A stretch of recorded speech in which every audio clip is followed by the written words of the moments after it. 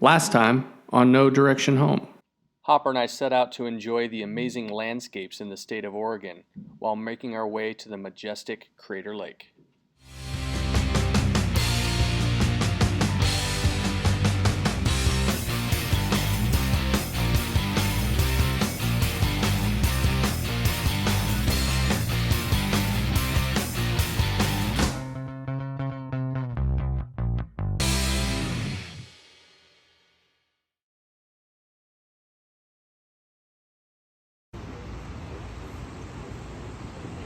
It's a piece of apple pie with some whipped cream.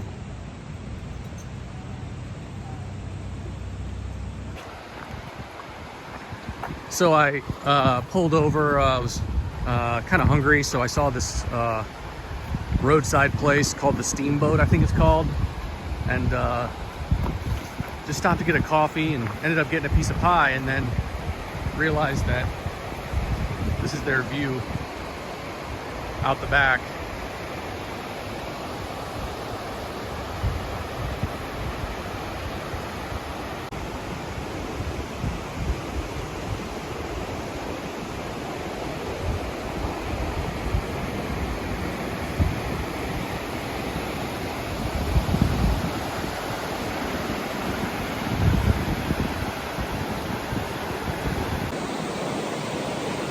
I was driving and I didn't have anything to eat this morning. I was a little bit hungry, so I passed by this inn, little motel inn, and just got like a cup of coffee and a piece of pie, and I sat outside, and then I saw this view. So I was like, damn, all right. I just happened upon this place.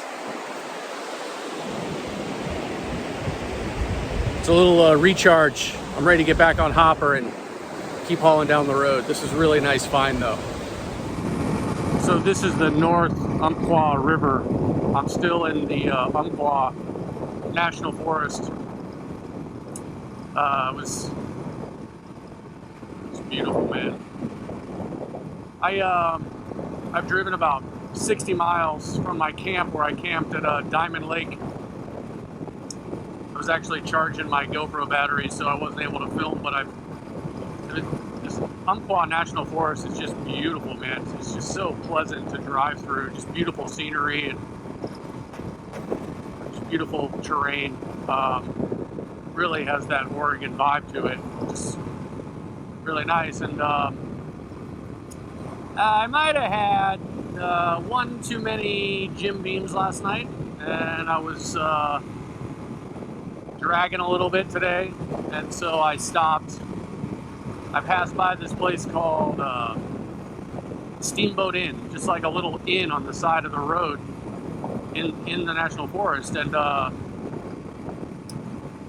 had a piece of pie and a latte, and they had the most beautiful view out the back of their inn. Just sort of recharged my batteries. I got to sort of just hang out for about 20 minutes, and now I don't have very far to go today, about another hour and a half to my campsite, so it's an easy day, and just enjoy the ride.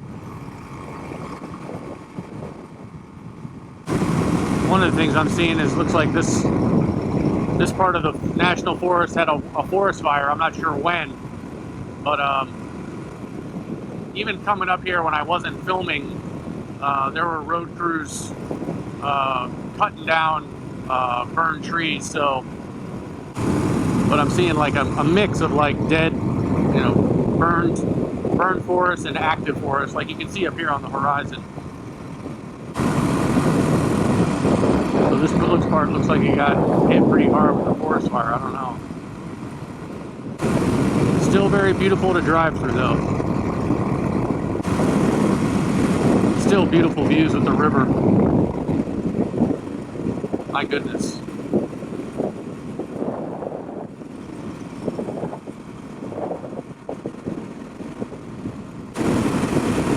Wow. Wow. You can't really, I've said this so many times, like, you just can't really say anything. Like, it's amazing. It's just how beautiful it is. It's just, this is why I'm out here, is to see views like that.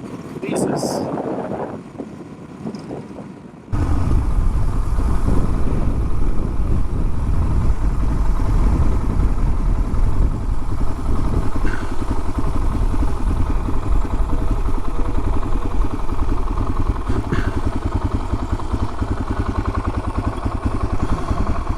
Yep, clearing out all this dead debris.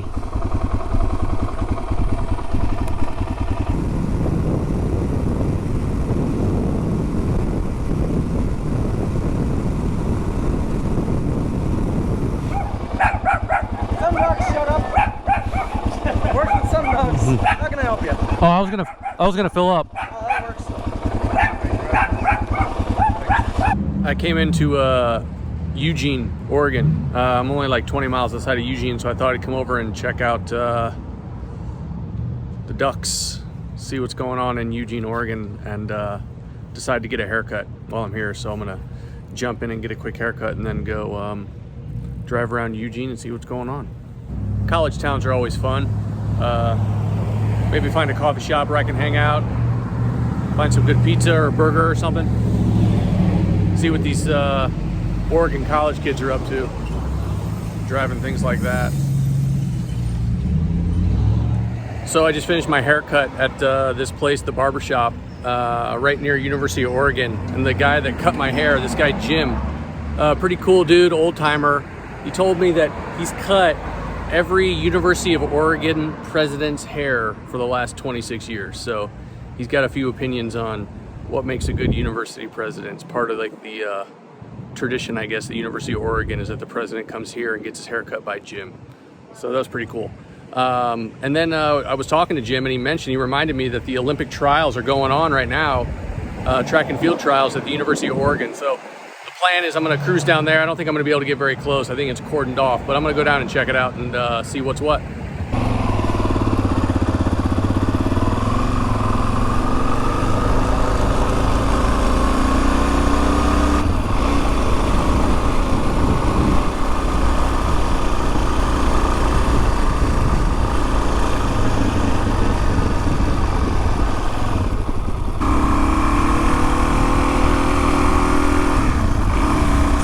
Small town college vibe, student housing and stuff.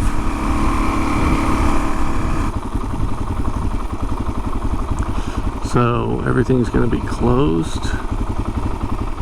So this is going to be the kind of deal where the Olympic trials are basically shutting everything down.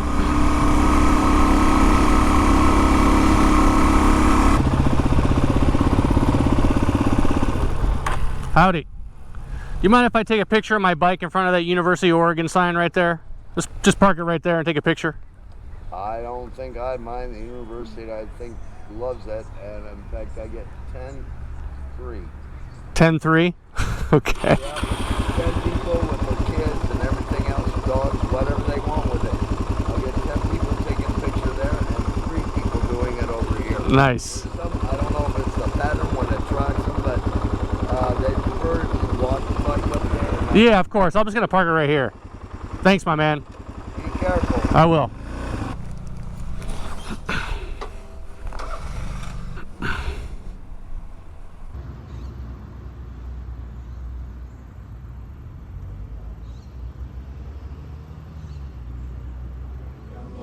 Hopper and I drove around and checked out Eugene. You know, cool college town. Unfortunately, we weren't able to get very close to or inside University of Oregon because of the Olympic trials, the track and field trials. So it's all right. Passed by this barbecue joint, so decided to hop in and grab a pulled pork sandwich and a beer. I'm gonna take it easy and maybe head back to the campsite.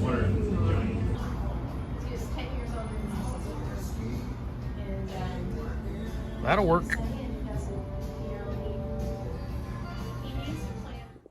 All right, so a little update. A lot's happened this morning. I'll give you the short version of the story. Yesterday, when I went out to go to Eugene, the electric start button on Hopper was like a dead button. Nothing happened. I pushed the electric start and nothing happened. And I was, obviously like, what the heck? So I think I kind of like moved the bike a little bit, flipped it into gear, back into neutral, and I was actually able to get the bike started. The electric start worked. And then I spent my whole day riding yesterday, made multiple stops and, stopped in Eugene, went to the University of Oregon, et cetera, and had no problems at all. And then I brought the bike back to my camp. Bike sat here, Hopper sat here the rest of the night. and then spent the night again. And then this morning I went out, started packing the bike up, and decided to start the bike. And nothing. This electric start switch is dead again. I got nothing. All right, so turn the bike on in neutral. Let's check the battery power. This USB charger gives me a battery reading. I'm rocking 12.5 volts. I'm all good. Kickstand's down, but that's fine because the bike's in neutral. So let's see, how can I do this and still show you? If I pull the clutch is pulled, and then I'm gonna push this button and I'm gonna get nothing.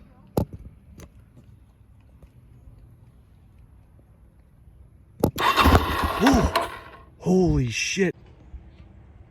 Holy shit, I just got it to turn over. What the fuck is going on, man? Oh my God, I gotta get this bike started, hang on. So the update is I drove Hopper up to Salem, and I'm at Cycle Parts, I think it's called, Cycle Gear, something like that, in Salem, Oregon, and they were super cool. They're gonna take a quick look at Hopper and see if they can diagnose the starter switch problem. So now I'm just chilling, went and grabbed some lunch, and gonna just take it easy. More to come. All right, so I'm at my campsite. Took Hopper to the dealership in Salem, and they were really cool. They were able to help me out. Cycle Country, they were called. And so they got Hopper in and diagnosed the problem of why he wasn't starting.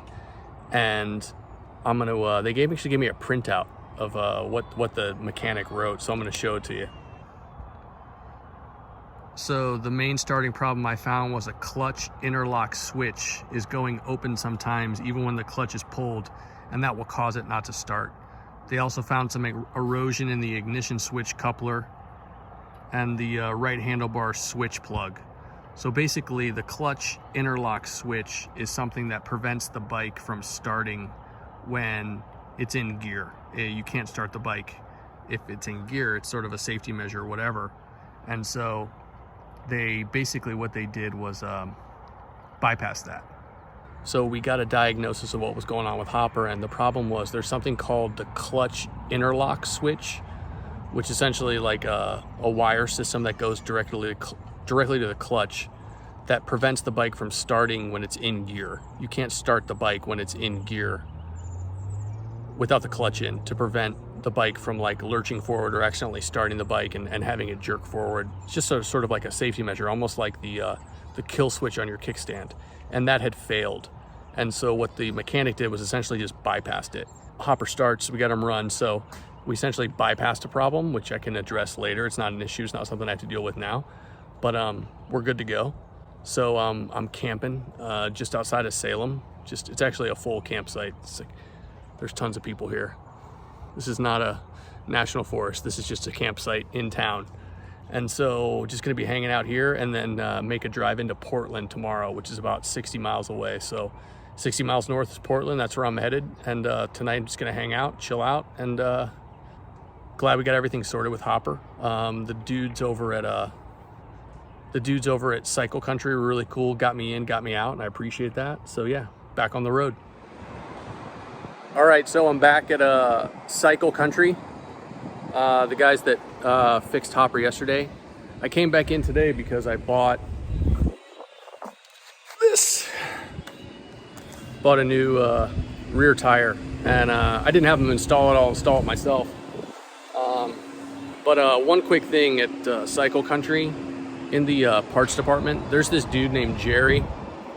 Great guy, totally cool dude. So great to work with. All right, so I'm finished. I got the tire. I got my tire on Hopper. Hopper's the name of my bike. I'm standing here with Kurt. Kurt's the owner of Cycle Country, and he just came up and started talking to me. We had a great talk. I told Kurt, dude, your shop is fantastic. The people here are fantastic, and after talking to Kurt, he's a super nice guy. I'm not surprised that the shop's also great. What if you want to just tell people just a little bit about the shop? What can we do here? What can they do here? What can they get here?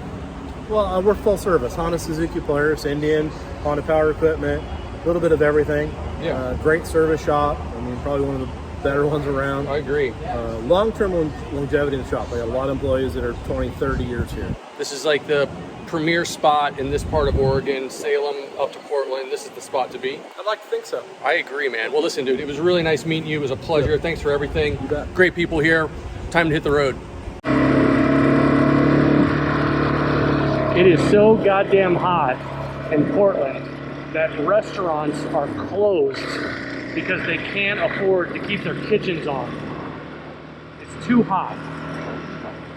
It's like a goddamn global warming, climate change, heat wave in the Pacific Northwest.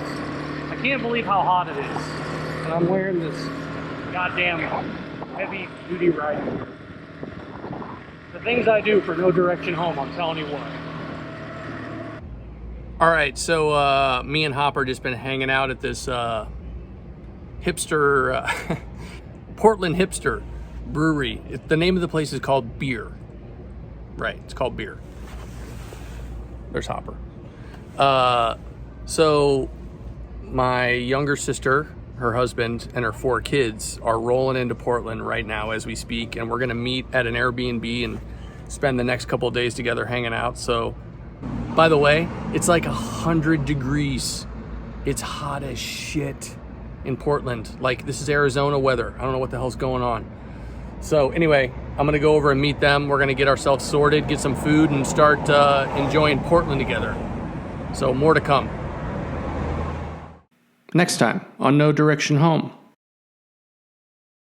Hopper and I leave Oregon for Washington, where we get on the Washington Backcountry Discovery Route to do a little off-road riding and check out some beautiful scenic views.